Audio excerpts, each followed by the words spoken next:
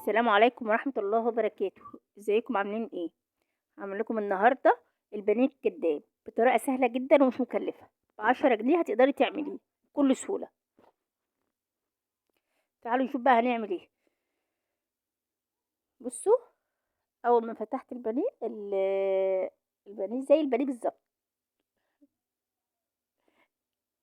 تعالوا اوريكم بقى هنعمل ايه. عندي كيلو بطاطس او 3 بطاطسات كبار. هقطع البطاطس بنفس، طبعا غسلاها وقشرها كويس. مقشرها وغسلاها كويس. بصوا اهي بالحجم ده.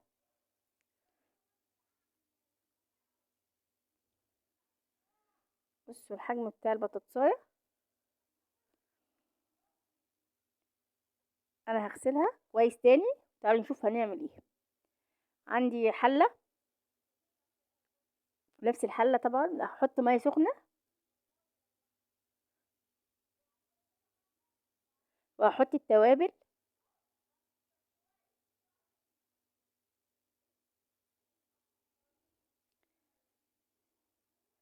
توابل فراخ وفلفل وملح بس، يعني توابل فراخ وفلفل وملح بس.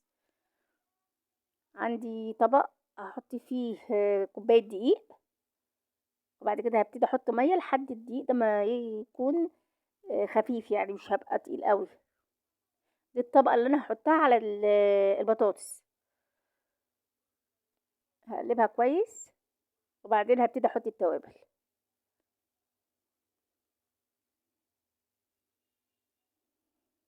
اهو هي خفت كده، خفيفه خالص. احط التوابل: توم باودر، بصل باودر، كركم، كاري، ملح، فلفل اسود.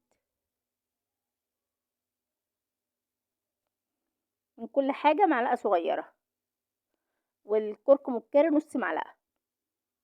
هقلبهم وبعدين هحضر خلطه البقسماط. البقسماط دوت او كورن فليكس مطحون ناعم، يعني اي حاجه من الاتنين. وهجيب البطاطس وابتدي احطها جوه الايه، الخلطه اللي انا عملتها دي اهي. احط البطاطس وبعد كده اطلعها على البقسماط.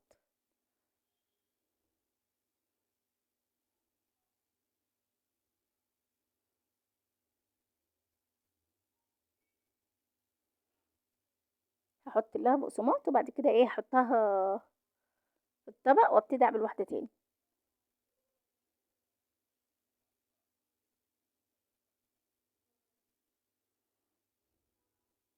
اهي. هعمل هعمل واحده تاني قدامكم، بعد كده هخلص ايه ال... يعني الكميه كلها.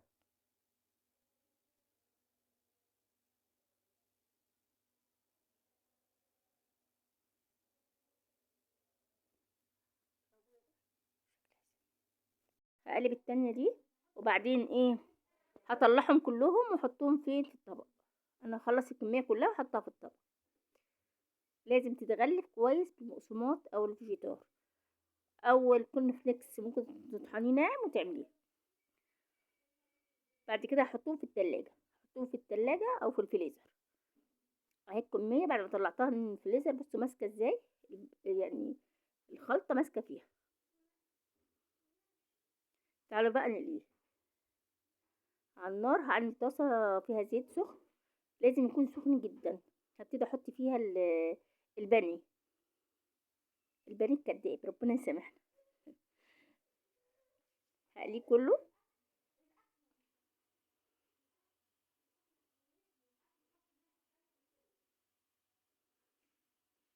ابتدي اقلبه على الناحيه التانية.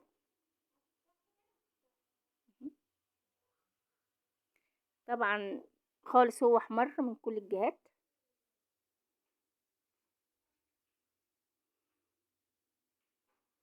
خلاص هو كده. انا بوريه لكم جوه الزيت بيتحمر ازاي.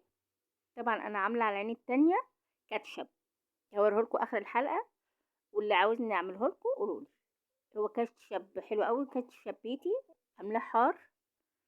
كده خلصت البانيه، طلعته من الزيت. تعالوا بقى نشوف شكله في النهايه اهو. ادي النهايه. طبعا خلصت كده، كنت قاليه جنبه شويه بطاطس وعامله جنبه الكاتشب. وانا وريت لكم اول الفيديو، انا هقطع منه حته هوريكم ان هو زي البانيه بالظبط.